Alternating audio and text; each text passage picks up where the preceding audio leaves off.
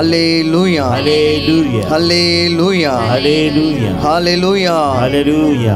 Bible గ్రంథంలో 2 రాజులు 5వ అధ్యాయం ఒకసారి తీసుకుందాం. ఎలీషా అనే ఒక ప్రవక్త అక్కడ మనం చూస్తాం. ఆ 2 రాజుల 5వ గ్రంథంలో ఎలీషా అనే ప్రవక్తను చూస్తాం.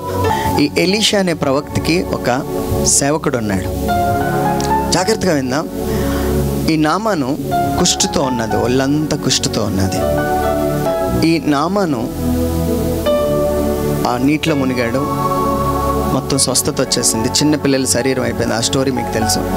ఇప్పుడు ప్రవక్త ఎలీషా దగ్గరికి వచ్చాడు. వచ్చిన తర్వాత, అయ్యా మీరు చెప్పినట్టే ఎగ్జాక్ట్గా అయిపోయింది, మీకు ఏం కావాలో అది ఇస్తానన్నాడు. ఆయన నాకు ఏమొద్దు నువ్వు వెళ్ళిపో అన్నాడు.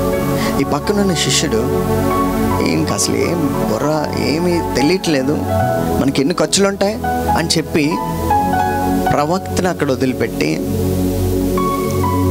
ఆ నామాన్ని వెనకాతలు పరిగెడతాడు. వెళ్ళిన తర్వాత ఒక ప్రవక్త నాకు కబురు పెట్టాడు, అక్కడ ఎవరో అతిథులు వచ్చారు, వాళ్ళ కోసం నాకు డబ్బులు కావాలని చెప్పి డబ్బులు తీసుకొని వచ్చాడు.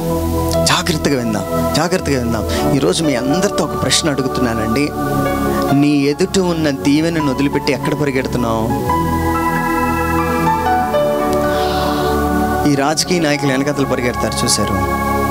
నీ ఎదుటున్న ప్రార్థన సమయాన్ని వదిలిపెట్టి నువ్వు ఎక్కడ పరిగెడుతున్నావు? వాళ్ళ వెనకతలు జైలు కొట్టుకొని ఆ కొద్దిగా డబ్బుల కోసం. ఏమండి, మరలా చెప్తున్నాను, అవకాశం వచ్చింది కాబట్టి ఎవ్వరు ఓటికి మాత్రం డబ్బులు తీసుకోవద్దండి. దాన్ని తృణీకరించండి. దాన్ని మీరు వద్దని మీరు ధైర్యంగా చెప్పాలి. మా మనస్సాక్షికి తగినట్లుగా మేము వేస్తామని చెప్పాలి. మీరు ఆమెను చెప్పట్లేదు చాలామంది. హల్లెలూయా హల్లెలూయా. మీ మనస్సాక్షి మీకు ఏది మంచిది అనిపిస్తే అది చేయండి అంతే. డబ్బులు తీసుకొని దేవుని దృష్టిలో మాత్రం వెళ్ళని అయిపోవద్దు మీరు. హల్లెలూయా హల్లెలూయా. జాగ్రత్తగా చూద్దాం. ఆ ప్రవక్త దగ్గర ఉండాల్సిన శిష్యుడు ఎక్కడ పరిగెడుతున్నాడో తెలుసా? డబ్బు వెనకతలు పరిగెడుతున్నాడు, ఆశించి పరిగెడుతున్నాడు ఎక్కడికో. ఈరోజు మీ అందరితో అడుగుతాను, నీ ముందు ఉన్న దీవెన అంటే ప్రవక్త ఒక దీవెనగా ఉన్నాడు, ఆయన వదిలిపెట్టి నువ్వు ఎక్కడికి వెళ్ళావు? ఈరోజు మీ అందరితో ప్రభు అదే ప్రశ్న అడుగుతున్నాడు. నన్ను వదిలిపెట్టి చాలామంది మీ సమయాన్ని డబ్బు వెనకాతలో పరిగెడుతున్నారు. డబ్బుల వెనకాతల ఆ డబ్బుల కోసం దేవుని దగ్గర దొంగలించిన సమయంతో తీసుకెళ్ళి బయటికి వెళ్తున్నారు. మీరు ఆ రాజకీయ నాయకులు వెనకాతలు పరిగెడుతున్నారు, ఫ్రెండ్స్ వెనకాతలు పరిగెడుతున్నారు. ఇప్పుడు ఆ ప్రవక్తకి ఏమొచ్చిందో తెలుసా? శాపం. ఏమైందో తెలుసుగా? ఆయనకు ఏ నామానికి ఏ కుష్టి అయితే వదిలిందో ఆ కుష్టి ఆ వంశాలందరి మీదకి వచ్చేసింది. ఆయన అసలు దేవుని కార్యాలు చూడగలిగిన వాడు. కంప్లీట్గా change. Praise the lord. Hallelujah hallelujah hallelujah hallelujah hallelujah hallelujah hallelujah hallelujah hallelujah hallelujah. ఈరోజు నువ్వు ఎవరు వెనకాతలు పరిగెడుతున్నావు? దేవుడు మనందరినీ పిలుస్తున్నాడండి. నువ్వు ఎలీషా దగ్గర నువ్వు ఉండగలిగితే, ఆ సహవాసంలో నువ్వు ఉండగలిగితే ఆయనలో ఉన్న శక్తి నీలోకి వచ్చేది కదయ్యా. 2 అభిషేకం నీ మీదకి వచ్చేదిగా. దీవెనకు బదులు ఆయన తెచ్చుకున్నది ఏంటి? శాపం. దీవెనకు బదులు శాపం తెచ్చుకున్నాడు. ఈ దరిద్రాలన్నీ మనందరిలో నుంచి పోవునుగాక. ఆమేన్ చెప్పండి గట్టిగా. హల్లెలూయా హల్లెలూయా హల్లెలూయా హల్లెలూయా. ఏమండి, ఆయనకి ఈ 2 అభిషేకం, అగ్ని రథాన్ని, పరలోకం నుంచి వచ్చే అగ్ని రథాన్ని చూసే అవకాశం అన్నీ పోగొట్టుకున్నాడు. ఆయన కంప్లీట్గా మిస్ అయిపోయాడు. ఈరోజు దేవుడు మనందరితో మాట్లాడి ఇవన్నీ అవ్వడానికి కారణం ఏంటో ఒకసారి మీరు హృదయ పరిశీలన చేసుకోండి. హల్లెలూయా హల్లెలూయా హల్లెలూయా హల్లెలూయా. ఒకరోజు యేసు ప్రభు దగ్గరకు ఒకడు వచ్చి మంచివాడా అని సంబోధిస్తాడు, సత్పురుషుడా అని సంబోధిస్తాడు. అప్పుడు దేవుడు అంటాడు, నన్నేళ్ళ నువ్వు సత్పురుషుడా అని సంబోధిస్తున్నావు అన్నాడు. నువ్వు మంచివాడని నన్ను ఎందుకన్నావు? నేను మంచివాడిని కాదు, దేవుడు ఒక్కడే మంచివాడని చెప్తున్నాడు. ఈ వాక్యాన్ని చాలామంది రాంగ్గా యేసుప్రభువే చెప్పుకుంటున్నాడు. ఆయన నేను మంచివాడిని కాదనని. నేను ఒక్క మాట చెప్తానండి, ఈ లోకంలో ఉన్న పాపం అంతా ఆయన మీద ఉన్నది కాబట్టి నన్ను సత్పురుషుడా నేను వేళ సంబోధిస్తున్నావని ఆయన అన్నాడు. ఇప్పుడు ఏం చేశాడో తెలుసా? ఇప్పుడు మనం అన్నీ చూసాం. మనకున్న అలవాట్లను బట్టి, మనకున్న కార్యాలు బట్టి, మనకున్న ఆశలను బట్టి మనం శాపంగా మారిపోయాం. ఈ శాపాన్ని విడిపించడానికి మన శాపాలన్నీ ఆయన మీద వేసుకున్నాడు. మన శాపాలన్నీ ఆయన మోస్తున్నాడు. ఇప్పుడు మన దగ్గర ఉన్న చీకటంతా ఆయన మోస్తున్నాడు. ఇప్పుడు మనం ఏమవుతున్నామో తెలుసా? ఆయనలాగా మారడానికి ఒక కృప ఈరోజు ఈ బయట కూర్చున్న మీ అందరికీ అనుగ్రహిస్తున్నాడు.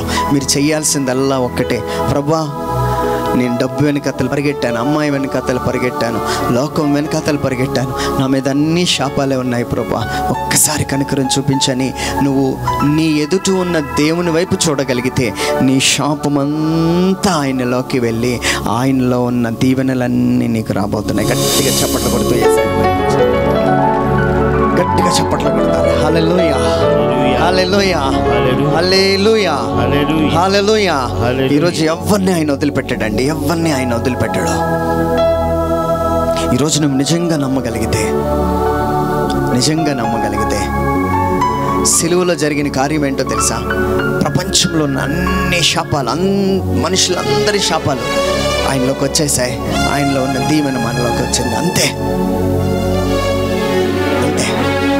Praise the lord. హల్లెలూయా. ఇప్పుడు వరకు వాక్యం మనం ఏం చదివామంటే నీ ఎదుట దీవెన ఉన్నది, నువ్వు వాక్యం పాటిస్తే ఆ దీవెన నీకు వస్తుంది అన్నాడు. ఇప్పుడు దేవుడు ఏం చేస్తున్నాడు తెలుసా? వెన్ యూ బిలీవ్, ఆయన నువ్వు నమ్మగలిగితే ఆ యేసు ప్రభువే నీలోకి వచ్చి నీలో ఉన్న శాపాలన్నిటినీ దీవెనగా మార్చడానికి సిద్ధమైన దేవుడిగా ఈ రాత్రికాల సమయంలో మీకు ప్రకటిస్తున్నాను. మీరు చేయాల్సిందల్లా ఒక్కటే, ప్రభువా నా వల్ల కావట్లేదయ్యా, నాలోకి రా ప్రభువా, నాలోకి రా ప్రభా, నీ నీతి నాకు ఇవ్వయ్యా, నీ మాటలు నాకు ఇవ్వయ్యా, నీ చెవులు నాకు ఇవ్వయ్యా. ఒక అమ్మాయిని మీరు మర్చిపోలేకపోతున్నారు, అబ్బాయిని మర్చిపోలేకపోతున్నారు, వాళ్ళతో పెళ్ళైనా కూడా మాట్లాడకుండా ఉండట్లేకపోతున్నారు. ఇది మీకు ఇష్టం లేదు కానీ చేస్తున్నారు, తాగాలని ఇష్టం లేదు చేస్తున్నారు. మీరు చేయాల్సిందల్లా ఒక్కటే ఏంటో తెలుసా? ప్రభువా నాకు వాళ్ళు వద్దు ప్రభా, నా నుంచి దూరం చేసే. ఒకరోజు ఉపవాసం ఉండు, మళ్ళీ మాట్లాడుతున్నారు, 3 రోజులు ఉపవాసం ఉండు, మోకాళ్ళ మీదకి వచ్చాయి, ప్రార్థించాయి. అప్పుడు ఏమవుతుందో తెలుసా? సంఘములో ఆయన ఇమేజ్ మనందరిలో కనబడాలి, ఆయన రూపము మనలో కనబడాలి, మనము ఆయనలో కనబడాలి, ఆయన మనలో కనబడాలి. ఇది వస్తే ఈ సంఘము ఎత్తబడే సంఘంలో ఉంటుంది. నువ్వు బాప్టిస్ట్ అయినా, ఆర్సీఎం అయినా, పెంతెకోస్తు అయినా, నేనే మా సంఘం ఎత్తబడుతుంది అంటే అది అన్ని ఉతికేనండి. మా సంఘమే ఎత్తబడుతుంది అనుకున్న వాళ్ళందరికీ ఒక మాట, క్రీస్తు ఉన్న బిడ్డలోనికి మాత్రమే దేవుడు ఎత్తబడే సంఘంలో ఉంచిపోతున్నాడు. క్రీస్తు పోలిక నీలో కనబడాలి. ఆమేన్. ఈరోజు చిన్న ఎక్సర్సైజ్ చేయండి. నన్ను అందరూ ఏమంటారంటే నన్ను మా డాడీ పోలిక అంటారు. మా డాడీ లాగా ఉంటాను ఆ ఇమేజ్. ప్రభా ఈ చెయ్య నీ పోలికలాగా ఉన్నదే ప్రభా. మనందరూ ఆయన ఇమేజ్ కదండి, ఆయన రూపంలో ఉన్నాగా. ప్రభా నా చెయ్య, ఈ చెయ్య నీ పోలికలో, ఈ ఫేస్, నీ చెవులు, నీ మాటలు, ప్రభా ఈ మాటలు నీ పోలికలోకి మార్చయ్యా, నా తలంపులు నీ తలంపులుగా మార్చయ్యా అని నువ్వు ప్రార్థన చేయగలిగితే ఈ రాత్రికాల సమయంలో దేవుడు నీ ముందు ఉన్న ఆయన, నీ ఒంటి నిండా ఉన్న శాపాలను నీ ముందుకు వచ్చేసాడు. ఆయన నీ ఎదుటే ఉన్నాడు. ఆ దీవెన నువ్వు పలకగలిగితే, ప్రభువా నేను నమ్ముతున్నానయ్యా, నీలో ఉన్న దీవెన నువ్వే నాలోకి వచ్చాయి, ఆయనే ఒక దీవెనగా నీ లోపలికి రాబోతున్నాడు. గట్టిగా చప్పట్లు కొడుతూ యేసయ్యను మహిమపరుస్తా.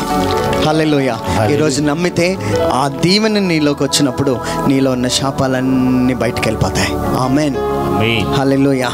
అప్పుడు సంఘం అంతా ఏమవుతుంది తెలుసా? ఆయన రూపంలోకి మారిపోతుంది. Praise the lord. హల్లెలూయా. ఎంతమంది అయితే ఆ దీవెన నీ లోపలికి రావాలని ఇష్టపడుతున్నారో వాళ్ళు మాత్రం మీరున్న స్థలాల్లో మోకరించండి. ఎవరైతే బ్రదర్ నేను శాపంగా ఉన్నాను, ఏది పట్టుకున్నా సక్సెస్ అవ్వట్లే, ఎంత వెతికినా ఉద్యోగం రావట్లేదు, నేను చెప్పే మాట ఏంటో తెలుసా? నువ్వు నిజంగా ఆయన ఆజ్ఞానుసారంగా జీవిస్తే ఆ ఉద్యోగమే నీకు కబురు పెడతాడు. యోసేపు జైల్లో ఉంటుండగా ఉద్యోగం కోసం రాజు కబురు పెట్టాడు. ఈరోజు ఆశీర్వాదం, దీవెన నీకు కబురు పెట్టబోతున్నాయి. నువ్వు చేయాల్సిందల్లా, ప్రభువా నా హృదయంలో దీవెనలోకి రా ప్రభువా. అందరం కళ్ళు మూసుకుందాం. Just everyone close your eyes. నువ్వు నిజంగా ప్రభా నన్ను దీవెనగా మార్చు అని ఎవరికైతే ఆశ ఉన్నదో వాళ్ళు మాత్రం చేతుల పైకి లేపండి. నన్ను దీవెనగా మార్చయ్యా ప్రభా, నన్ను జాతులకు జ్యోతిగా నియమించు ప్రభా. ఏమండి, నీకున్న బలహీనతలు బట్టి, నీకున్న అలవాట్లను బట్టి ఇది నిజంగా సాధ్యం కాదు. కానీ నేను ఒకటి చెప్తాను, ఆ దీవెన నీ ఎదుటిగా ఉన్నది ఈ రాత్రికాల సమయంలో. దాన్ని నువ్వు ఆహ్వానించగలిగితే ఆ దీవెన నీలోకి వచ్చి నీ కుటుంబాన్ని దీవించడానికి సిద్ధంగా ఉన్నది. అది ఎంతమందికి అయితే నిజంగా యేసయ్యా నన్ను దీవెనగా మార్చయ్యా అని ఆశపడుతున్నారో నీ రెండు చేతులు పైకి లేపి నీ జీవితాన్ని ప్రభు పాదాల దగ్గర పెట్టి, ప్రభా నేను సంసోనులాగా ప్రభువా దీవెనగా ఉండాల్సిన నేను శాపముగా మారిపోయానయ్యా. ఫిలిష్టీల మీద విజయం సాధిస్తూ దీవెనగా ఉండయ్యా అనే ఒక ప్రణాళికతో నువ్వు నన్ను సృష్టించావు. కానీ నేను శాపంగా మారిపోయాను ప్రభువా. ఒక స్త్రీకి లోబడి నేను శాపంగా మారిపోయాను. ఇక్కడ చాలామంది దేవుడు మంచి ప్రణాళికలో నేను సృష్టించాడు. నీ మీద ఒక ప్రణాళిక ఉన్నది ఆయనకి, కానీ ఎందుకన్నా నువ్వు శాపంగా మారిపోయావు. ఈ రాత్రికాల సమయంలో దేవుడు నీతోనే మాట్లాడుతున్నాడు. ప్రభువా నన్ను దీవెనగా మార్చయ్యా, నన్ను దీవెనగా మార్చయ్యా. ప్రభా ఒక స్త్రీకి లోబడి ప్రభా నా దీవెన శాపముగా మార్చుకున్నాను.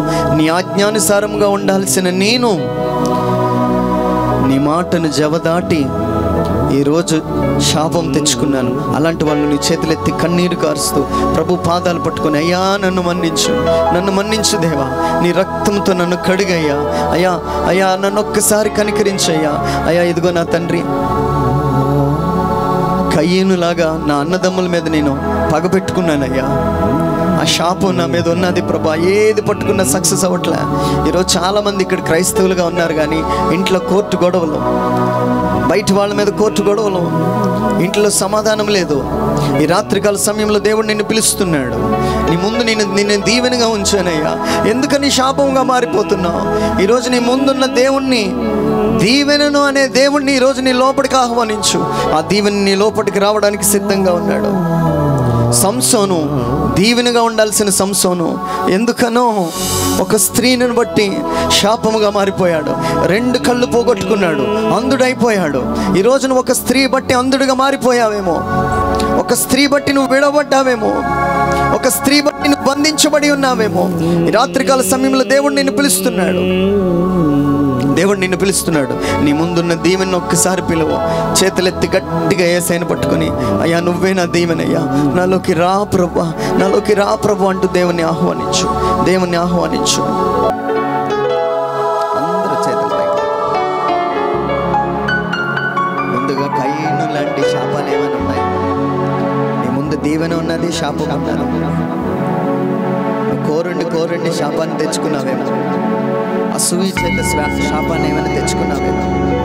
ఈ రాత్రికాల సమయంలో యేసయ్య నీలో కొట్టినప్పుడు ఆ శాపాలన్నీ దీవెనగా మారబోతున్నాయి. ఎవరైతే భార్యలను భర్తను వదిలిపెట్టి మీ ఇష్టం వచ్చిన జీవితాన్ని గడుపుతున్నారు, వాళ్ళ మీదకి వచ్చిన శాపాన్ని దీవెనగా మార్చుకోవాలంటే యేసయ్యని నీ హృదయంలోనికి ఆహ్వానించు. ఒక్క మాట చెప్పు, ప్రభా నా హృదయంలోకి రా ప్రభా. నాలో ఉన్న అసూయ, ఆ దేశం అంతా తొలగించే ప్రభా. ఇక్కడ ఉన్న వారిలో ఎవరి నుదుటి మీద అయితే అలాంటి గుర్తులు, శాపాలు ఉన్నాయో అవన్నీ తొలగించి, ఏమంటే నా వల్ల ఏమీ కాదు, నేను చేతులేసిన ఏమీ అవ్వదు, నువ్వు యేసు ప్రభుని లోపలికి ఆహ్వానిస్తే ఆయనే దీవెనగా నిన్ను మార్చబోతున్నాడు. మరి ఇక్కడ ఉన్న వాళ్ళు ఎవరైనా సంసోను లాగా, ఏమైనా స్త్రీకి, ఏదైనా బలహీనతకి లోబడి, ఎవరైనా పురుషుడికి లోబడి నేను ఆమెతోనే ఉంటాను, ఆయనతోనే ఉంటానని చెప్పి ఒక శాపంగా నువ్వు మారిపోయావేమో, నీ కళ్ళు అంధత్వం కమ్మి ఉన్నాయేమో, ఈ రాత్రికాల సమయంలో ప్రభు పిలుస్తున్నాడు. నీకు అంధత్వం తొలగించగలిగిన దేవుడు మన మధ్యలోనే ఉన్నాడు. ప్రభుని ఆహ్వానించు. ఆయన నీ హృదయ నేత్రములను వెలిగించే దేవుడిగా ఉన్నాడు. ఎవరైతే బలహీనతలు ఉన్నాయో ప్రభుని అడుగు. యేసయ్యా నా హృదయంలోకి రా,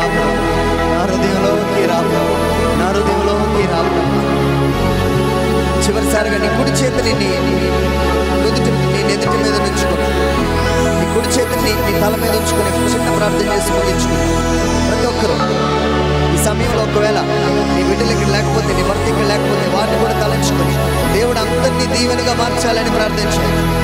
ఒకవేళ నీ భర్త త్రాగుబోతుగా ఉండవచ్చు, దేవుని ఆత్మ నీ మీదకి వచ్చినప్పుడు వారికి ఉన్న వ్యసనం నుంచి దేవుడు విడిపించగలిగిన శక్తి కలిగిన వాడు ఆయన. నీ కుడి చేతి నీ మీద ఉంచుకొని ఏ శాపమైతే నీలో ఉన్నదో దాన్ని దీవెనగా మార్చగలిగిన దేవుడిని నీ హృదయంలోకి ఆహ్వానించు. ఆయనే కార్యము చేయగలగబోతున్నాడు.